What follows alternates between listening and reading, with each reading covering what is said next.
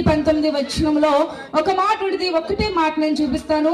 చెరలోనున్న వారికి విడుదలను ప్రకటించుటకు ఆయన నన్ను పంపి ఉన్నాడు. చెర అంటే మనిషి చుట్టూ బిగించడం అన్నమాట. మనిషి ఆ చెరలో ఉంటాడు. రకరకాలైన సమస్యలు ఉంటాయి మనుషులకి. శోధన లేకుండా మనుషుడు ఈ లోకంలో జీవించటము అసాధ్యము. శ్రమలు లేకుండా, కష్టాలు లేకుండా ఎవరి జీవితము కూడా ముందుకి కొనసాగింపబడదు. ప్రతి ఒక్క మనిషికి కూడా ఎన్నో రకాలైన ఆలోచనలు ఉంటాయి. ప్రతి మనిషి కూడా బంధకములోనే ఉంటాడు.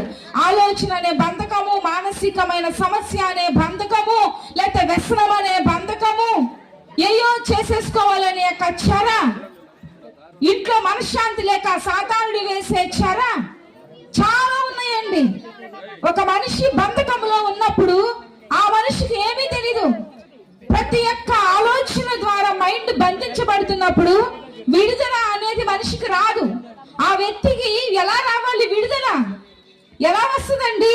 ఒక మానసికమైన బాధతో ఉన్న వ్యక్తికి విడుదల ఎలా వస్తుంది? మనం వెళ్ళి ఎన్ని మాటలు చెప్పినా వారికి ఆలోచన నుంచి బయటికి రాలేరు. వాళ్ళు ఎన్నో రకాలైన సమస్యలతో కొట్టుమిట్లాడుతూ ఉంటారు. ఎన్నో రకాలైన వ్యసనాలకు బానిసైపోతూ ఉంటారు. వీటన్నిటినీ కూడా విడిపించడానికి ప్రభువైన యేసుక్రీస్తు వారి లోకానికి వచ్చాడు.